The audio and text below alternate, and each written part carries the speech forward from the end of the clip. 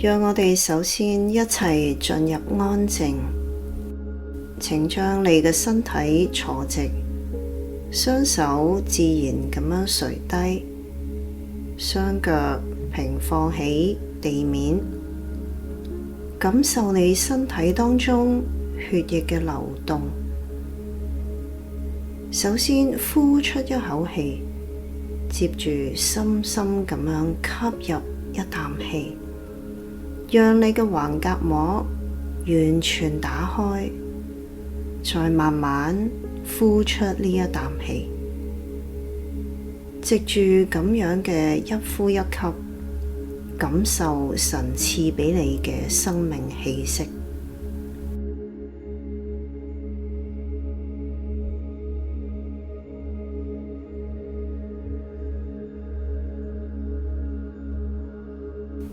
而家請你想像一幅圖畫，風正喺度吹動緊樹上邊嘅樹枝，樹枝喺度隨風搖動。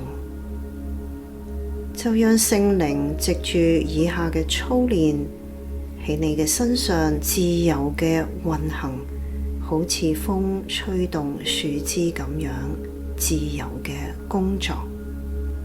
你可以同主咁樣講：主啊，我在這裏，嚟到去幫助你聚焦喺神嘅身上。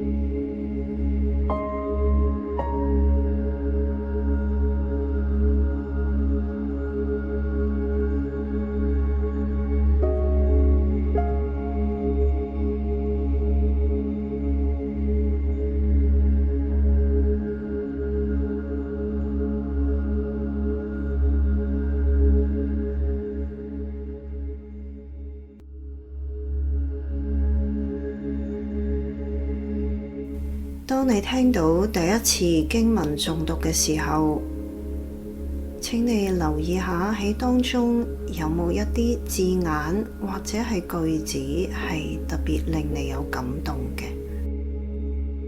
將呢一啲嘅字句帶入去你之後嘅默想，睇下聖靈想藉住佢哋喺你身上點樣嚟到去自由嘅工作，對你講說話。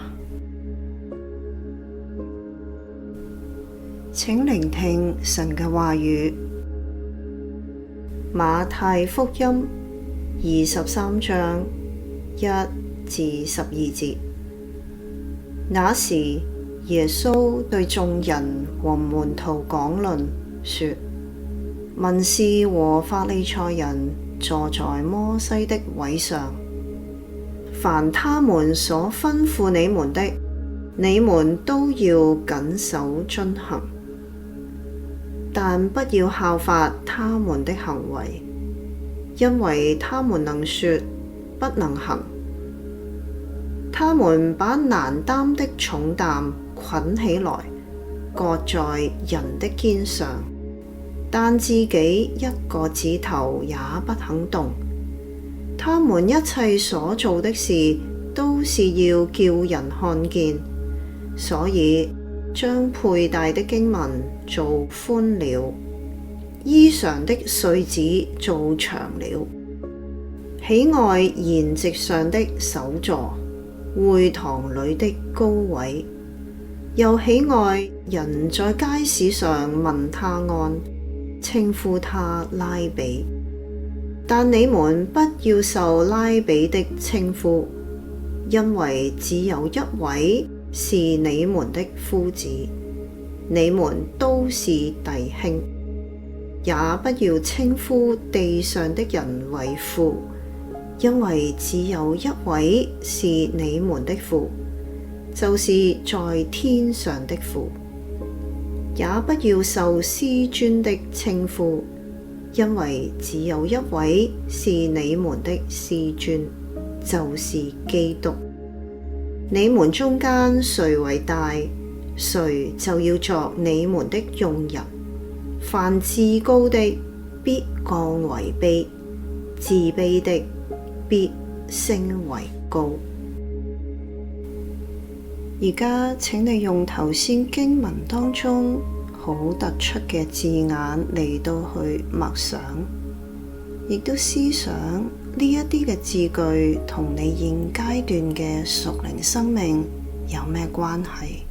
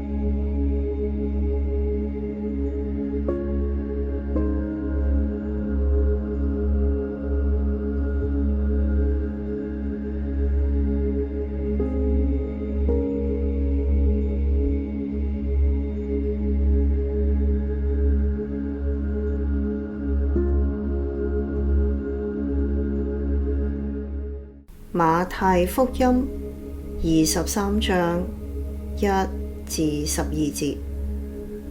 那時，耶穌對眾人和門徒講論說：文士和法利賽人坐在摩西的位上，凡他們所吩咐你們的，你們都要謹守遵行。但不要效法他們的行為，因為他們能說，不能行。他們把難擔的重擔捆起來，擱在人的肩上，但自己一個指頭也不肯動。他們一切所做的事，都是要叫人看見，所以將佩戴的經文做寬了，衣裳的穗子做長了，喜愛筵席上的首座，會堂裏的高位，又喜愛人在街市上問他安，稱呼他拉比。但你們不要受拉比的稱呼，因為只有一位是你們的夫子，你們都是弟兄。也不要稱呼地上的人為父，因為只有一位是你們的父，就是在天上的父。也不要受師尊的稱呼，因為只有一位是你們的師尊，就是基督。你們中間誰為大，誰就要作你們的用人。凡自高的，必降為卑；自卑的，必升為高。呢一刻，請你向神獻上你嘅祈禱，基於頭先你所默想嘅經文，你求問神，想你喺邊一方面或者邊幾方面有所改變，會令到你嘅生命更加似主耶穌基督，更加符合你門徒嘅身份。求聖靈帶領你嘅屬靈操練，以至於你嘅生命會結出聖靈嘅果子9個嘅特質。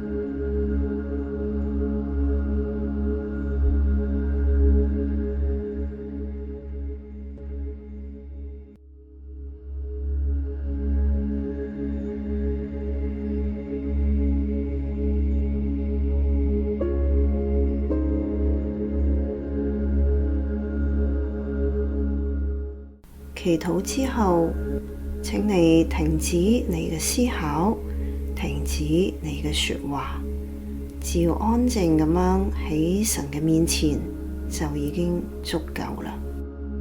你而家可以好似斷咗奶嘅嬰孩咁樣喺主嘅懷裏面，享受與主同在嘅溫暖同甜蜜。